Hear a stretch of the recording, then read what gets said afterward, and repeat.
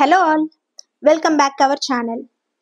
2000 to 2005 ఇయర్లో hitech సిటీలో 2000 per square yard price ఉన్న టైంలో అక్కడ ఇన్వెస్ట్మెంట్ ప్లాన్ చేస్తున్నాము అని చెప్తే అక్కడ ఏం డెవలప్మెంట్ ఉంది అని చాలా మంది క్వశ్చన్ చేసేవాళ్ళు. ఆ టైంలో ఇన్వెస్ట్మెంట్ చేద్దాము అని అనుకొని కూడా చాలా మంది ఆగిపోయిన వాళ్ళు ఉన్నారు. ఎప్పుడైతే హైటెక్ సిటీలో సైబర్ టవర్ ఏర్పడి అక్కడ కంపెనీస్ ఇండస్ట్రీస్ వచ్చి ఎంప్లాయ్మెంట్ జనరేట్ అయ్యిందో చూస్తూ ఉండగానే ల్యాండ్ వాల్యూ అనేది 1 lakh నుంచి 2 lakh per స్క్వేర్ యార్డ్కి పెరగటం మనం చూసాం. ఇప్పుడు అక్కడ ఇన్వెస్ట్మెంట్ చేద్దాము అని అనుకున్న ల్యాండ్ దొరకని పరిస్థితి.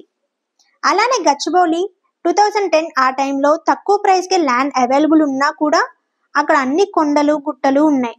ఇక్కడ మన సేవింగ్స్ ఇన్వెస్ట్మెంట్ చేస్తే అమౌంట్ పెరగటం ఏమో కానీ అసలు మన అమౌంట్ అయినా రిటర్న్ వస్తుందా లేదా అని ఆగిపోయిన వాళ్ళు ఉన్నారు. అలాంటిది ప్రెసెంట్ గచ్చిబౌలి ఎలా డెవలప్మెంట్ అయిందో మనం గమనించవచ్చు. Kokapet Narsing side after Neopolis per acre 100 crores పెరగటం అనేది చాలా మందిలో ఆశ్చర్యాన్ని కలిగించింది.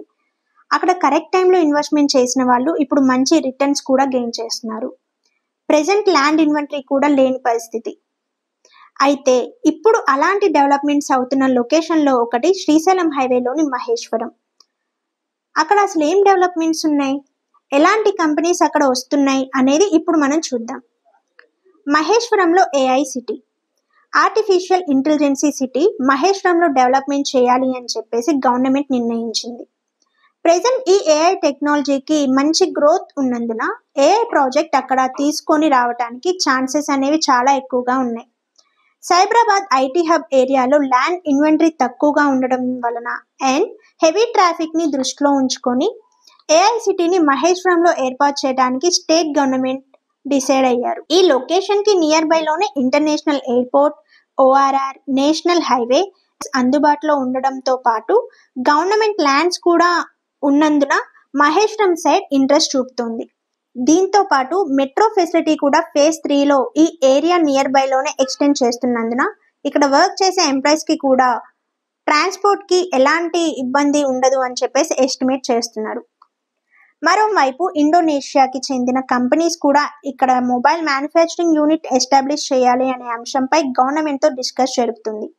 ఆ ప్రాజెక్ట్ ఓకే అయితే రానున్న రోజుల్లో సెల్ ఫోన్స్ ఇక్కడే తయారు కానున్నాయని, ఇక్కడి నుంచే వరల్డ్ వైజ్ గా ఎక్స్పోర్ట్ చేయనున్నట్లుగా తెలుస్తోంది. అయితే ఈ ప్రాజెక్ట్ కి కూడా ఫార్మాసిటీలోనే ల్యాండ్ ఇచ్చే అవకాశం ఎక్కువగా కనిపిస్తుంది. ఇప్పటికే మనం కోకాపేట్ ఏరియాలో చూసుకుంటే డెవలప్మెంట్ లో చాలా మంచి గ్రోత్ ఉంది. అలానే మహేశ్వరంలో కూడా ఇప్పటికే ఎలక్ట్రానిక్ సిటీ, ఇండస్ట్రియల్ పార్క్ వచ్చాయి.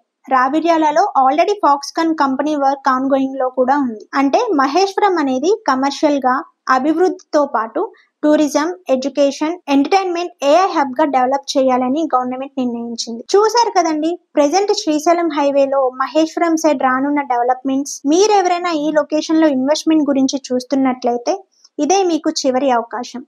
మా దగ్గర 9,000 నుంచి 45,000 per స్క్వేర్ యార్డ్ వరకు ఇన్వెస్ట్మెంట్ చేసే వాళ్ళైనా ఆర్ కన్స్ట్రక్షన్ చేసుకుందాం అనే వాళ్ళకైనా మంచి వెంచర్స్ అయితే ఉన్నాయి. ఆ ప్రాజెక్ట్ డీటెయిల్స్ కోసం వెంటనే స్క్రీన్ పైన కనిపిస్తున్న నా నెంబర్ కి కాల్ చేయండి.